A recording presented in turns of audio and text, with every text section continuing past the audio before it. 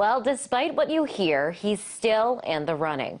Republican presidential candidate Ron Paul and his supporters aren't giving up on his delegate strategy.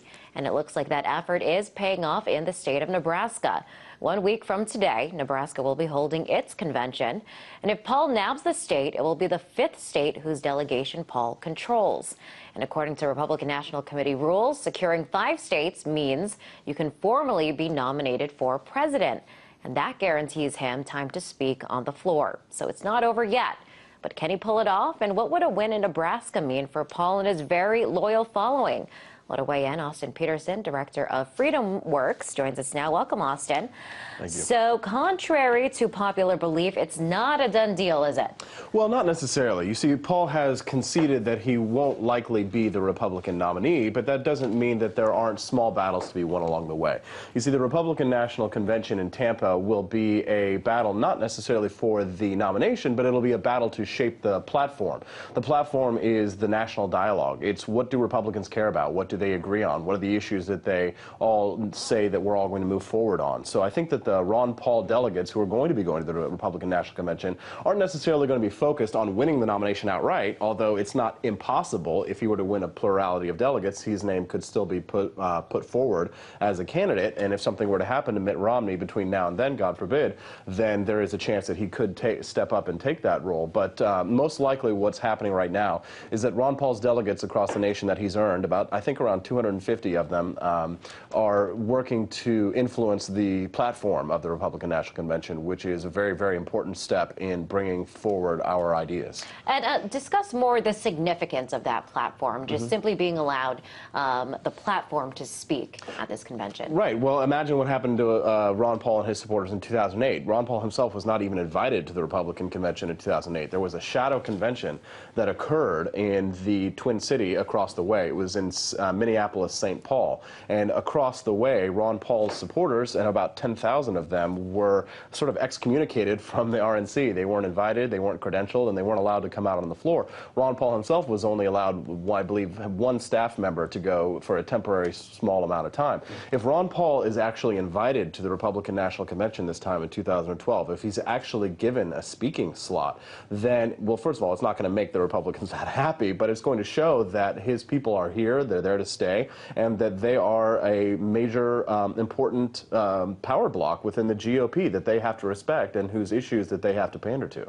So his presence will be there, his supporters will be there, he'll be given a chance to speak, a chance to spread the ideas, and a chance to even kind of contrast with Mitt Romney. Absolutely, absolutely. Because if he was given a 15-minute slot to speak, you can be sure that he's not going to change his mind on the issues. So you would have this coronation ceremony that was, all, rah-rah Mitt Romney, and then all of a sudden you would have this sort of, Ron Paul moment where for 15 minutes you would hear about the ideas of liberty, you would hear about his concept about monetary policy, you would hear about his concepts about civil liberties. These are not the things that the GOP cares about necessarily, but the things about that a small vocal minority of the population really does care about, and they are represented by Ron Paul. And I hope that these people are enfranchised, these delegates are enfranchised, because for that 15 minutes that he'll have, which is his, his last moments on the stage before he retires, those issues would be addressed and his people would be heard. And I think that it would go a long way in stemming a lot of the rage that has sort of been built up over this process from the Ron Paul delegates and people who have been disenfranchised by the process. People in Massachusetts, for example, who were forced to sign these illegal affidavits that they would be required to support Mitt Romney, even though it's impossible to sign an affidavit to do, or have a notary sign to do something in the future. I think it would go a long way to have Ron Paul just speak for 15 minutes to quell some of the anger that has gone on throughout this process.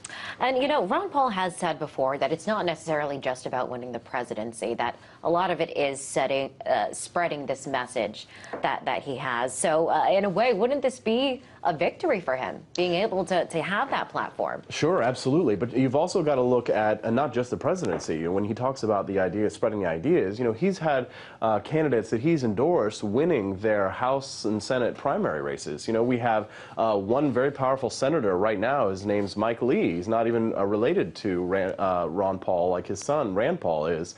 Senator Mike Lee was not going to win his election until he was endorsed by Ron Paul, and all of a sudden the grassroots came out and helped Senator Mike Lee win his race. We now have a very powerful conservative, libertarian-leaning senator in the Senate. We also have Ron Paul's son, Senator Rand Paul. We also have a freshman congressman from Michigan. His name's Justin Amash. He's the future Ron Paul, people say. There's Thomas Massey in Kentucky, who's running in his primary right now, who just won his primary, and he's looking to be the next libertarian-leaning Republican in the House. So you can't win the big prize necessarily all the time, and I think Ron knew that that wasn't necessarily going to happen, although we did our best, you know, Paul and his supporters. But we did win all of these little battles along the way. We took over these state parties, and we won all these delegations, and we won a Senate seat here, and we won a House seat there. And, you know, I'm 31 years old. If I live to be 60, and we double our take that we do over the next 4 to 5 years, and we keep doubling it and we keep doubling it, then we'll have a very strong power block in both the House and the Senate, through which we can have libertarian ideas heard throughout our lifetimes. So Ron Paul's movement is going to live beyond him. It doesn't matter what happens even at the Republican National Convention. You know, everybody knows that the platform doesn't even necessarily mean anything. But what does mean something is that we have these senators that have won. We have these freshman congressmen in here that have won. We have more people running for office, and we have this movement that started out as a tiny little nothing that was completely excommunicated, and now we have them taking over little seats of power here and there all over the United States. So I actually am very heartened. You know, it's sad to lose the big prize, but there's little prizes that have been won that we can sort of look to as our victory. Well, all eyes are kind of now on Nebraska, you know, his supporters hoping that they can win over this state. And because of this, you know, we're seeing reports of increased security to kind of prepare for this Ron Paul insurgency, as they call it. What do you think about that? Just gearing up for the Ron Paul fanatics as they see it, and they're like, hey, we need to buckle down and get more security for the Ron Paul people. Right. Well, I hope the security is there to take care of everybody, because it's been the Ron Paulites who have been assaulted all across the United States. Whenever there's been reports of violence, it's always been the Romney supporters who have thrown the beat down on our Ron Paul supporters. So I hope there is security there, because the last thing that I want to see is more violence done to our delegates, as there has been in the past. Now, a lot of people have been reporting that sort of Ron Paul is having his last stand in Nebraska, that if he doesn't get the delegation, the plurality of delegates in Nebraska, that would be his last stand. But I don't really understand that, because as I've understood it from the delegate numbers, there was Louisiana, Maine, Minnesota, Mississippi, Missouri, and also Colorado, which Ron Paul had a plurality of delegates in.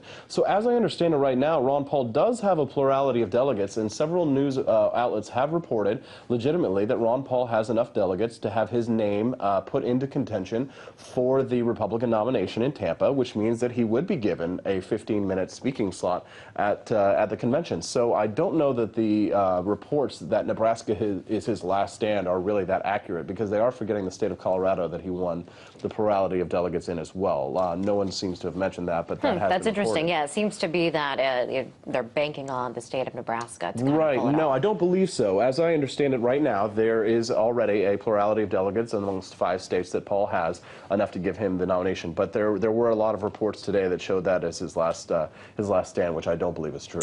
And I do want to bring up, I want to play this clip of Ron Paul addressing some of the chaos that has transpired between, you know, Mitt Romney and the establishment and the Ron Paul supporters in the past. Here's what he had to say about it.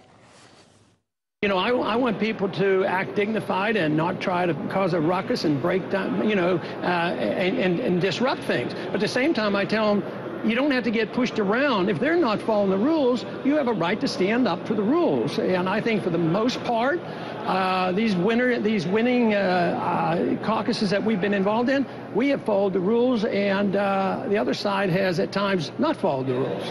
So what do you think about that piece of advice there? He's like, you know what? If they're not following the rules, you should fight back. You're darn right, because Ron Paul is a libertarian. He's not a pacifist. You know, there is a time when you do have to fight. And sometimes when you are being assaulted, or if you are being cheated, you have to stand up for your rights, and you have to make a little bit of a ruckus. Now, I don't want that to happen. I don't want any violence, and I don't want anything to happen. But I mean, you know, there comes a time if somebody starts getting ready to, you know, draws their fist back, when you've got to get ready. So I mean, I don't think Paul is advocating violence there, or saying that, you know, that's what he wants to happen. But, you know, for too long, these people have been disenfranchised. For too long, this message has been pushed to the side, and all of these people who have worked very hard for the last 4 years to push this campaign to the forefront are not going to just go home and not have their voices heard. So when Tampa comes up, when August comes up, it would be probably in Mitt Romney and the establishment's best interest for them to give him his 15 minutes to speak. It's the last, it's his last hurrah. He's going to retire after this year, and I think there won't be any problems. But if they do push the Paulistas to the edge, I do worry a little bit about what might happen, because people who are pushed to the edge with a country that's $15 trillion in debt, where we have the NDAA, where people are, being threatened that they might be shipped off to Guantanamo Bay, even if they're American citizens, and they're stripped of their rights. Desperate people do desperate things. And I think that Ron Paul is acknowledging that there is a time to fight back. I don't know what's going to happen in Tampa, because nobody really knows. There's a lot of chaos right now, and everybody's on the edge. I hope everybody just chills out and that everything's cool, but there is a time when you do have to say, listen, I'm not going to take it anymore. I'm mad as hell, and it's time for me to fight back. So I hope that the Paulistas take a little bit of gumption and moxie, and they stand up for what's right, and they stand up for what they really believe in. All right. Well, we will be keeping a close eye on the way things play out over there in Tennessee. Thank you so much for coming on the show. That was Austin Peterson. He is the director of FreedomWorks.